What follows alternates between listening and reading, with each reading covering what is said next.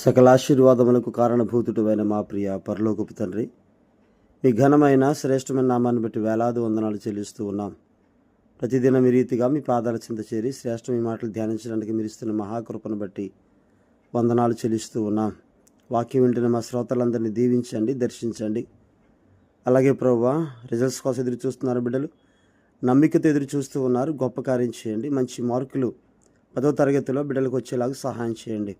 అట్లాగే విదేశాల్లో ఉంటున్న మా బిడ్డలందరినీ దర్శించండి, దీవించి బలపరిచి ఆరోగ్యం ఇచ్చి నడిపించండి. డ్యూటీల విషయంలో మీ కాపుదలు ఇవ్వండి. అట్లాగే ప్రభా, ఉద్యోగాల కోసం ఎదురు చూస్తున్నారు. కాంపిటేటివ్ ఎగ్జామ్స్ డిఎస్సి పడింది. బిడ్డలు రాస్తూ ఉండగా చక్కని జ్ఞానం ఇచ్చి మంచి ఉద్యోగాలు మా బిడ్డలు ఉంచండి. హాస్టల్ నుండి చదువుతున్న బిడ్డలు ఉన్నారు, వారికి చక్కని ఆ జ్ఞానము ఆరోగ్యము దయచేయండి. అలాగే ప్రభా, మీ కృపలో బిడ్డలందరినీ ఆశీర్వదించండి. ఉద్యోగాల కోసం ఎదురు చూస్తున్న వారికి చక్కని ఉద్యోగాలు దయచేయండి. అనారోగ్యంగా ఉన్న వారికి ఆరోగ్యము దయచేసి నడిపించమని, దూర ప్రాంతాల ఉద్యోగాలు చేస్తున్నారు బిడ్డలు, చక్కని జ్ఞానము ఆరోగ్యం ఇచ్చి నడిపించండి. అట్లాగే ప్రభా, మీ కృపలో సకల పరిశుద్ధులకు మీకు ఆపదలిచ్చి నడిపించమని యేసయ్య పరిశుద్ధ నామములో అడిగి వేడుకొనుచున్నాము తండ్రి, ఆమెన్. అందరికీ వందనాలండి. మరి గడిచిన నెల మార్చి నెల 31 వరకు కీర్తన గ్రంథ ధ్యానాంశాలు మనం ధ్యానించి అక్కడితో ఆపి ఏప్రిల్ 1 నుంచి మనం క్రీస్తు యొక్క మరణ పునరుత్థానాలు, శిలువ కార్యం, వాటన్నిటి గురించి కూడా నిన్నటి వరకు మనం ధ్యానించామండి.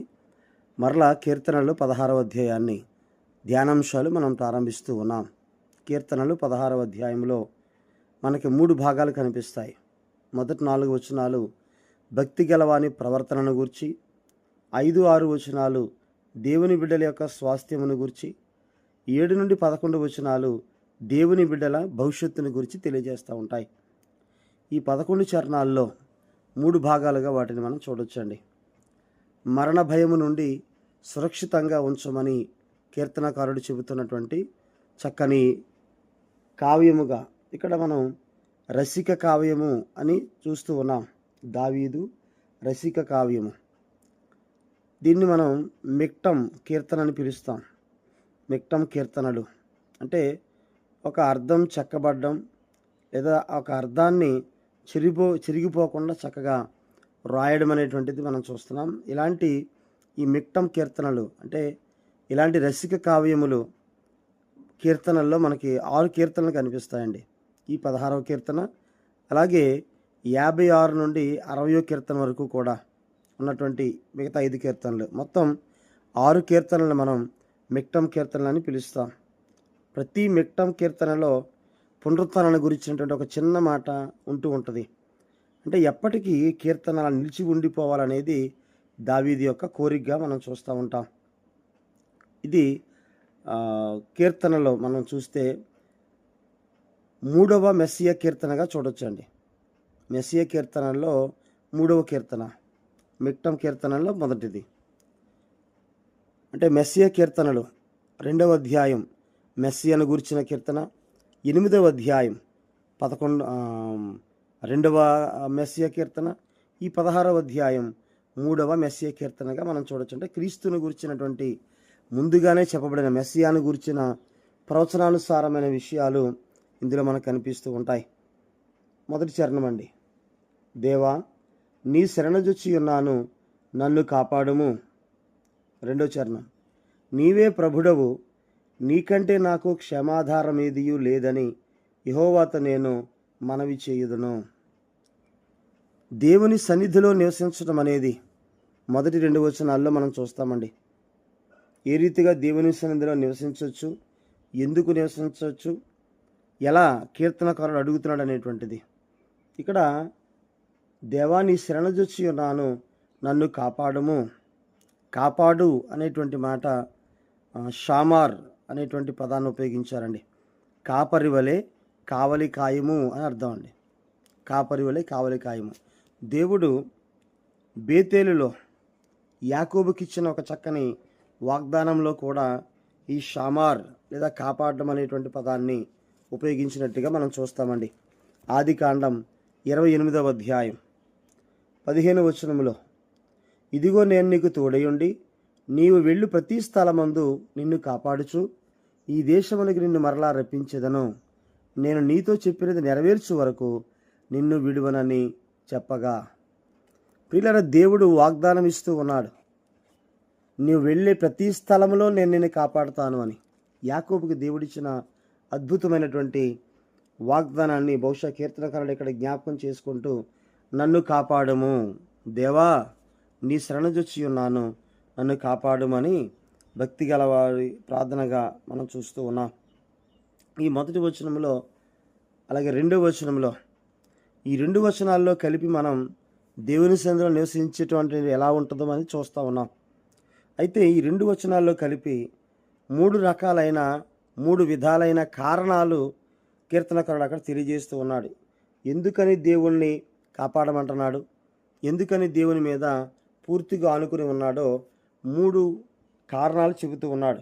అందులో మొట్టమొదటిది, ప్రభువా, నేను నిన్ను నమ్ముకున్నాను గనక నన్ను కాపాడము. In you I put my trust. నేను నీ మీద ఆనుకొని ఉన్నాను, నేను నిన్ను ఆశ్రయించి ఉన్నాను, నేను నీ శరణుజొచ్చి ఉన్నాను. ఈ మాట సుమారుగా 37 చోట్ల మనం చూస్తాం. ఆశ్రయించడం, కాపాడడం, శరణుజొచ్చడం.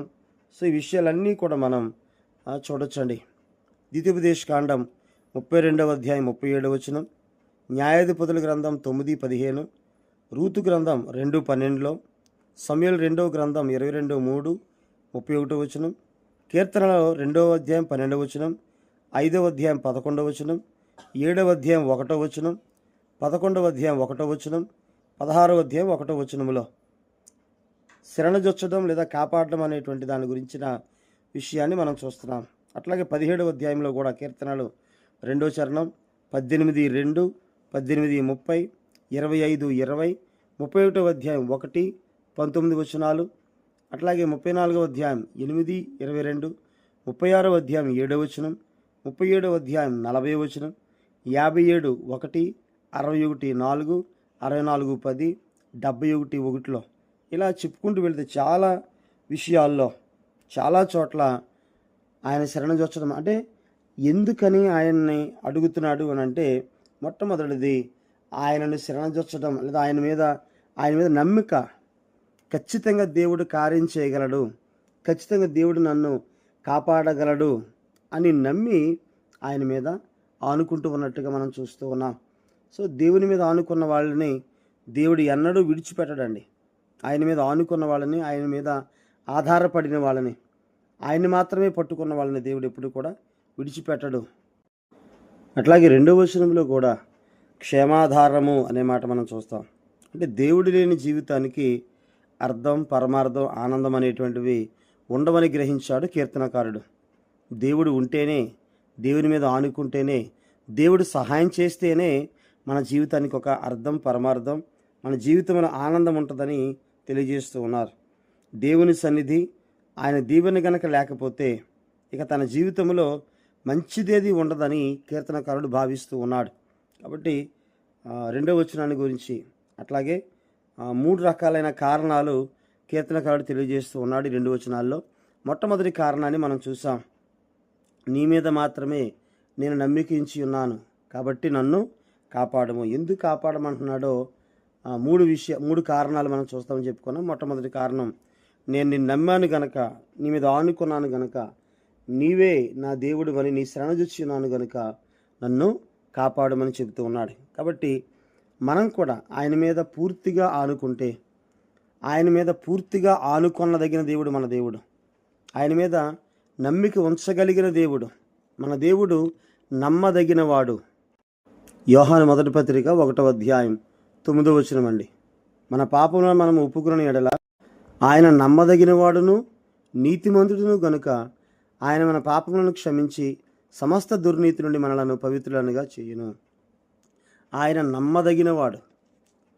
మనం నమ్మితే ఖచ్చితంగా ఆయన సహాయం చేయగలిగిన గొప్ప దేవుడు. ఆయన సర్వశక్తిమంతుడు, అడోనాయ్, సర్వోన్నతుడైన దేవుడు లేదా సార్వభౌముడైన మన దేవుడు. కాబట్టి ఆయన మీద పూర్తిగా ఆనుకుంటే, ఆయన మీద పూర్తిగా నమ్మిక ఉంచగలిగితే, కంప్లీట్గా మనం ఆయన మీద ఆనుకోగలిగిన గొప్ప దేవుడు, సహాయం చేయగలిగిన గొప్ప దేవుడు. కాబట్టి దేవాని శరణుజొచ్చి ఉన్నాను, నన్ను కాపాడు మన కీర్తనకారుడు తెలియజేస్తున్నట్టుగా మనం కూడా తెలియజేద్దాం. దేవుడు ఖచ్చితంగా మనల్ని కాపాడుతాడు. దేవుడి తన మాటలు దీవించునుగాక. ఆమేన్. అందరికీ వందనాలండి.